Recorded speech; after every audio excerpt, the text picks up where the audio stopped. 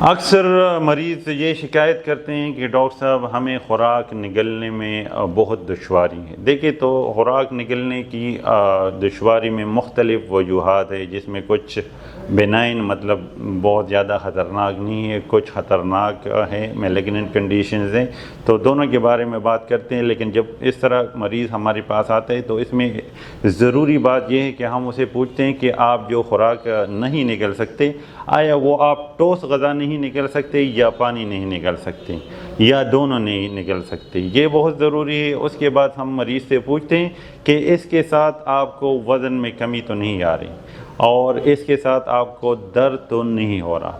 یہ 3-4 چیزیں بہت زیادہ ضروری ہے۔ اس سے ہم پھر پتہ لگاتے ہیں کہ کسی کو موٹیلیٹی ڈس آرڈر ہے۔ موٹیلیٹی ڈس آرڈر کا مطلب یہ ہے کہ جب بھی ہم خوراک کھاتے ہیں، خوراک جب نیچے حلق سے نیچے گزر کے غذائی نالی میں جاتی ہے تو یہاں پر غذائی نالی جو اسوفیگس ہے وہ مومنٹس کرتے ہیں پیرسٹالسس، اور اس پیرسٹالسس کی وجہ سے پھر یہ خوراک معدے میں جاتا ہے۔ اگر اس میں پیرسٹالسس میں یا مومنٹ میں کوئی پرابلم ہو جس کی بڑی وجہ ایکلیزیا ہے یا اور موٹیلیٹی ڈس آرڈرز ہیں، تو یہ ایک بینائن کنڈیشن ہے جس کا علاج ممکن ہے اور اس سے آپ کی زندگی کو کوئی خطرہ نہیں ہوتا۔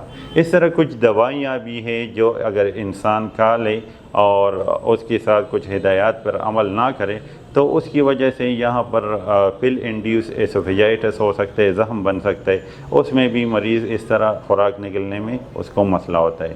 فنگل کچھ انفیکشنز ہیں، کینڈیڈیسس، اس میں بھی اس طرح کی علامات کے ساتھ مریض آتا ہے۔ لیکن اس میں جو سب سے خطرناک جو وجہ ہے وہ ہے غذائی نالی یعنی اسوفیگس کا کینسر۔ اگر کسی کو یہ مسئلہ ہو تو اس کو ٹھوس غذا کھانے میں زیادہ دشواری ہوتی ہے، یہ مسئلہ آہستہ آہستہ بڑھتا جاتا ہے اور مریض کا وزن بھی دن بدن کم ہوتا رہتا ہے۔